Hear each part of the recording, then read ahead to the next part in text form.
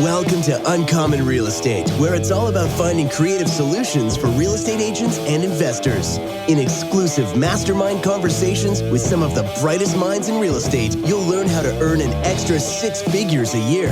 Don't follow the herd. Be uncommon. Here are your hosts, multi-millionaire real estate agent and investor, Chris Craddock and Jeff Safright.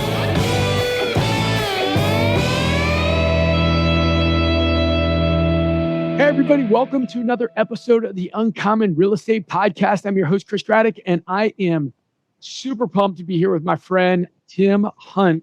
Tim has taken his 9-to-5 W-2 income job and has been learning and growing and leveling up in a way to build financial freedom for himself. Well, the problem is in the DC area, oftentimes when you buy rental properties, they don't cash flow because, although the value of these properties go up, the rents versus what you pay for them, it doesn't really quite work. And that often doesn't happen in any metro area.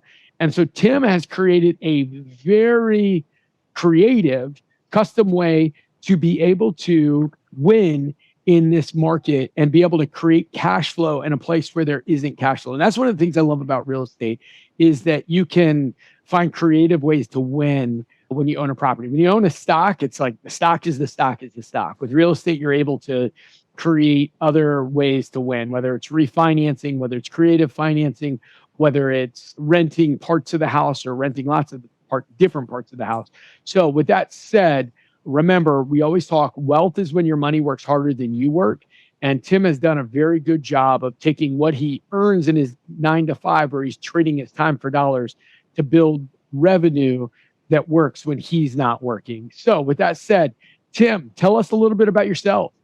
Yeah. Hey, thanks, Chris. And thanks for having me on. I'm real excited to be here. Yeah. So I'm originally from the Boston area. So, Boston sports teams, everybody hates them, but I love them. I grew up around there. So, moved around a little bit, spent a few years in the New York City area, and then married with 3 school-age children right now. And we moved to Northern Virginia back in 2014 for my job. Like you talked about, my 9-to-5 job, I work in the cybersecurity industry. And that's a little bit about me. And that's me in a nutshell right there. All right. So when we first met, remind me, how did we first connect? Was it a referral from a friend? Was that right? We connected through your uncle who lived on my street in Springfield. Oh, okay. Okay. Got it. All right. So that's awesome. So we connected, and it was interesting because you told me what you were looking for. And, because we have a big team and usually have a lot of inventory, the funny thing was I knew of an off-market property that fit exactly what you were looking for. And I'm curious, do you remember what you paid for that property? I actually have it right in front of me. I paid that was the townhouse in Centerville. And I paid for that, purchased in 2020 for $362K. Okay. And if you Google it right now, what is the Zillow number for? Just curious. 450. 450. All right. So you've already got $100,000 in equity plus your monthly cash flow, plus your tax advantages, plus your principal pay down, plus.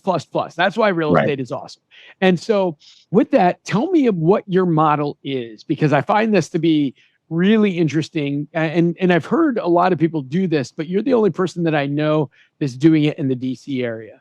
So my model is to purchase a single family home or townhome and then divide it into basically a completely separate basement apartment, a 1-bedroom, and then the top upstairs and the top 2 floors be a separate rental. And where I got this idea from was growing up in Boston. If you watch movies that are set in Southie or South Boston or in the city, you'll see what we call triple deckers up here. So those are straight, normal, multi-family properties, like 3 families. But it's also very common for people in New York too, but in Boston for sure, to rent out their basement as a 1-bedroom apartment. My sister actually did this when I was younger. She was having children to bring in some extra income. And I always thought, wow, that's a good idea. Again, you talked about like your money working for you, right? Of course, there's sacrifices, with giving up some of your own house space or whatever. But she always talked about how it helped her and her husband get through some tough times. That extra rental income was key when their kids were little and things like that. And I was always like,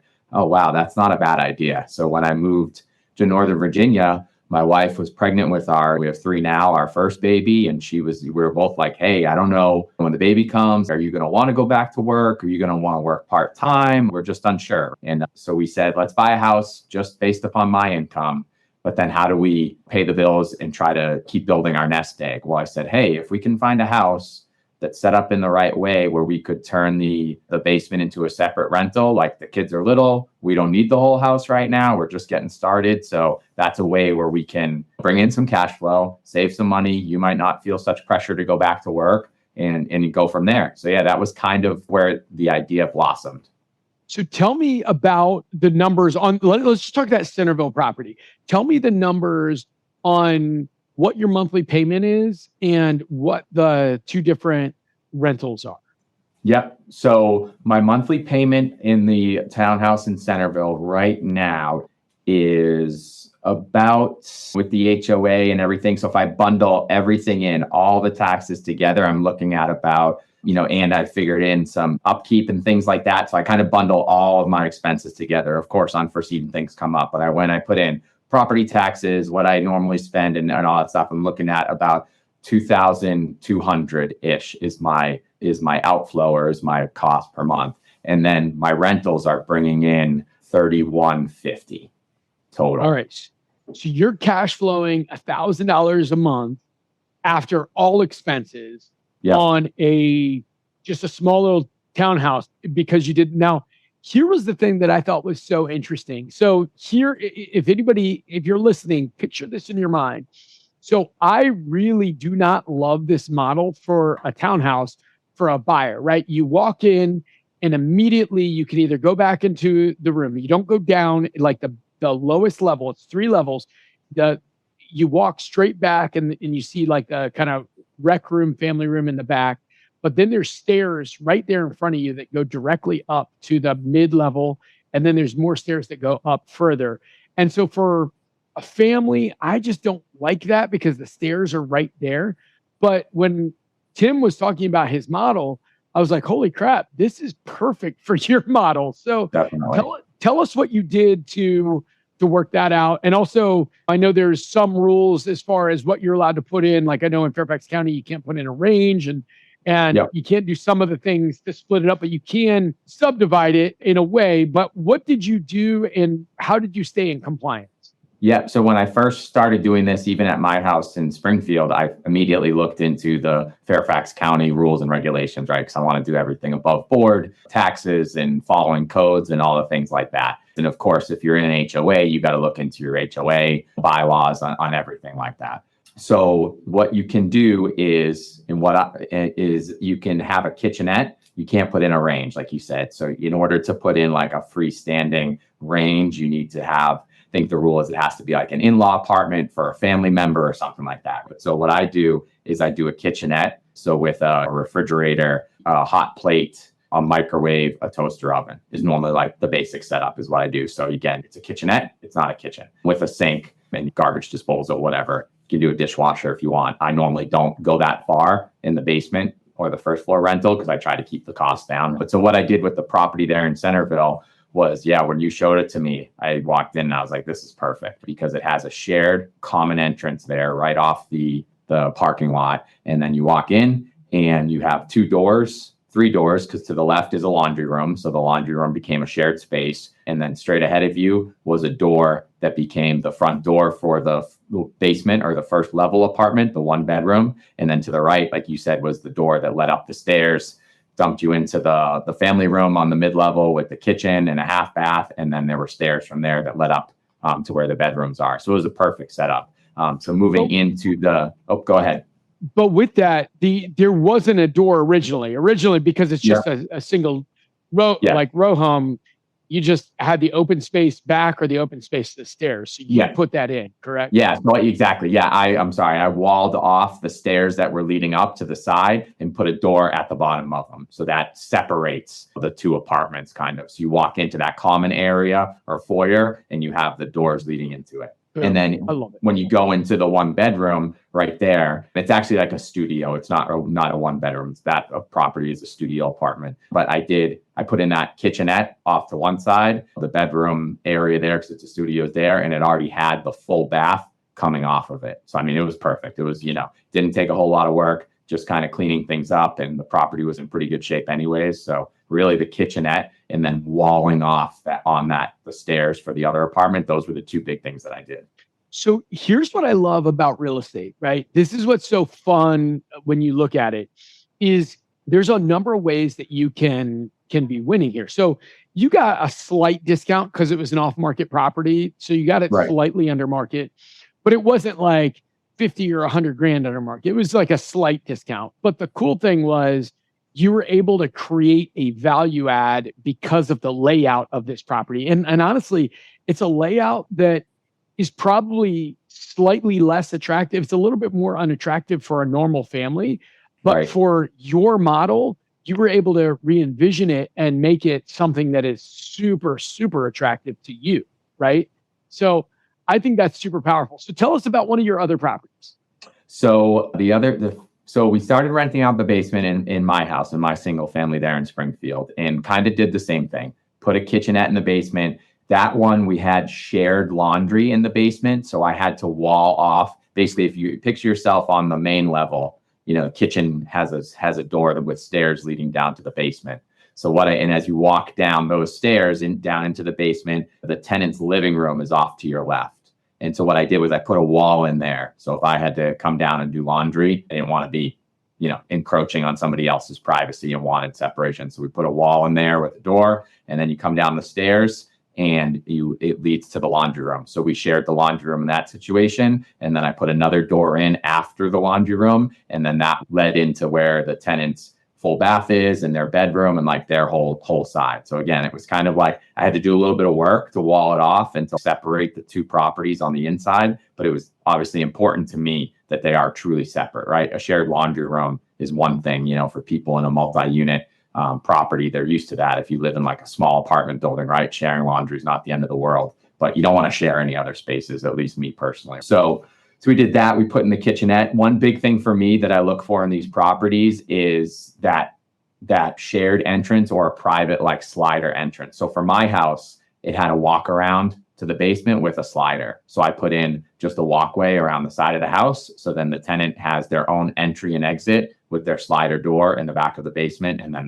that's theirs. So we didn't have to share an entrance. The only thing we shared there was laundry and put in a kitchenette, but it went great. We started renting that in 2016. And then by 2018, we had saved up enough and we bought a townhouse in Springfield. Same type of thing, very similar to my house. It was an end unit townhouse. So I did a walk around the side, slider door was the entry and exit. And that was separated on the inside with interior doors and didn't have to wall anything off there because it was really already separated. Had a full bath already, had a bedroom and just put in a kitchenette. So it really, I'd estimate, I try to budget maybe, depending on how much needs to be done, but like 20 to 30 grand when I bought the properties, maybe less for Centerville. I had to do more for the townhouse in Springfield and for the house in Springfield, but, around 25 grand maybe to do the improvements, but I'm making that back in cash flow, shortly thereafter. So it's totally worth it.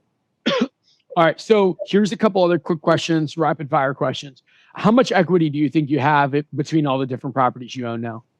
Okay. So I would say probably 700,000, something like that. I think that's probably the equity. That's a good estimate. Okay.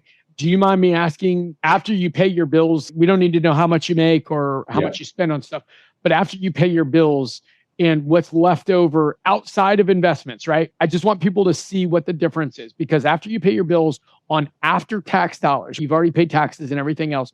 How long do you think it would take you to save without any investments, $700,000? I mean, I can't even tell you, year. I mean, I don't even know, it'd take me a long time. I mean, I can't even tell you. I don't know, because then that money that I try to save outside of that is okay, vacation, okay, this, okay, that, type of thing. So, I mean, 15 years, maybe, more, probably 20 years. I can't even tell you. And how long ago was it? It was what, 8 years ago that you said you started this? 8 years ago I started. So your net worth has been turbocharged. You literally were able to do in 50% of the time by creating something that compounds and grows on its own versus something where you're trading your time for dollars. And exactly. Yeah. So I just want everybody to realize that it's a doable thing. And it's really the only thing. And the last thing I'm going to share is this. I have a neighbor who makes about $1 million a year, and he wasn't a millionaire, right? That's the crazy thing. He wasn't a millionaire. And here's why. About 50% of his money went away to taxes, right? And then he keeps $500 a year. He spends about $35,000 a month. Judge him if you want, whatever. But like when you make a lot of money, you spend that. So he had about $15,000 left over. And then after you put away for kids' college funds and everything else, I mean, it takes forever. And then if you want to go on some big vacation or whatever, all of a sudden the money goes away. And so he just started investing in real estate, and his net worth is going to be triple within 2 years what it was before. And that shows no matter whether you make, less than 100,000 or $1 million, it's hard to earn enough money to make it into something really cool. You've got to have investments that are compounding on itself. So, Tim, we just got a couple minutes left here. What questions should I be asking you that I haven't asked you already? Challenges. So challenges, I think, with this type of setup. So fast forward to you take the plunge, you find a property that works, you have a good contractor who can do the improvements for you. But so the first challenge right there is finding the right property. Because like we talked about, not every property is going to work. You're going to be looking at a lot of single family homes or townhomes or whatever. They're not set up the right way, and you can get impatient. But if you want to do this, you got to wait for the right one. And this leads into the second challenge: is this living setup isn't for everyone. So no matter how many times I write on my postings, this is a multi-unit property in bold, I get inquiries, I get calls from people who didn't read the listing. They just saw the pictures and email me or Zillow me or whatever. They don't understand it. And I explain to them and they say, oh, I'm not interested in that, which I totally get, right? Because not everybody's going to want to say, hey, honey, there's going to be somebody else living in our basement, right? Like we don't have a basement at this townhouse. That might be a no deal for them. So it's not for everybody. And then pricing, especially for the upstairs, the rent appropriately, because you can't, if you're in this one townhome block, right?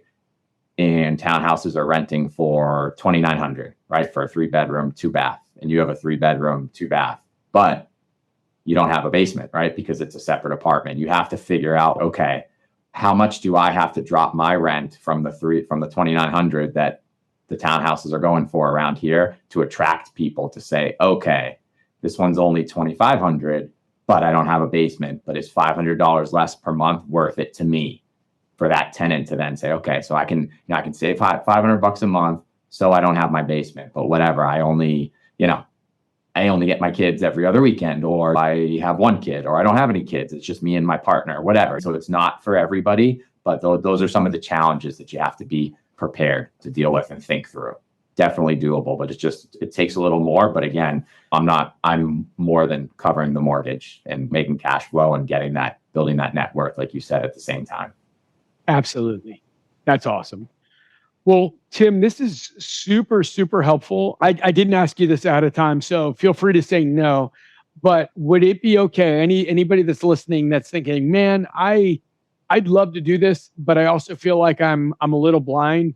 Even though these are people that are professionals in this industry, sometimes moving from helping people buy and sell to being an owner themselves is a little bit scary.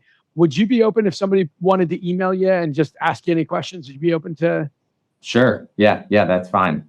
What would be the best email address? And here's the crazy thing, Tim, and I'm saying this, I'm challenging you as a listener to do this, because a lot of times people are willing to show you their path and people don't take them up on it. And it's crazy to me. I'm like, man, if somebody's doing something that's really cool, I would always want to talk to them and find out how they're doing it. So what's the best email to reach out to you on? So my first name, Timothy, just TIMOTHY, middle initial H, and then last name Hunt, HUNT @gmail.com. Yeah, so that's me. And if anybody's got any questions, I'm not a master or don't have the answer for everything, but always willing to help. Yeah. But what I love about it is the people that win in life, it's massive imperfect action, right? It's never perfect, but going when you're ready enough. That's when it gets really cool. So anyway, hey, Tim, thank you so much for spending some time. Thanks for sharing your knowledge. I'm super pumped about what you're doing. And man, it was awesome opening my eyes to what I've always said is that you can always win in real estate if you're willing to be creative. And, the way you saw something that most people don't see was just so cool. So thanks for sharing your knowledge with us. And yeah, brother, you have an awesome day. Awesome. Thanks. You too, Chris. Welcome to Uncommon Real Estate, where it's all about finding creative solutions for real estate agents and investors. In exclusive mastermind conversations with some of the brightest minds in real estate, you'll learn how to earn an extra 6 figures a year. Don't follow the herd. Be uncommon. Here are your hosts, multi-millionaire real estate agent and investor, Chris Craddock and Jeff Safright.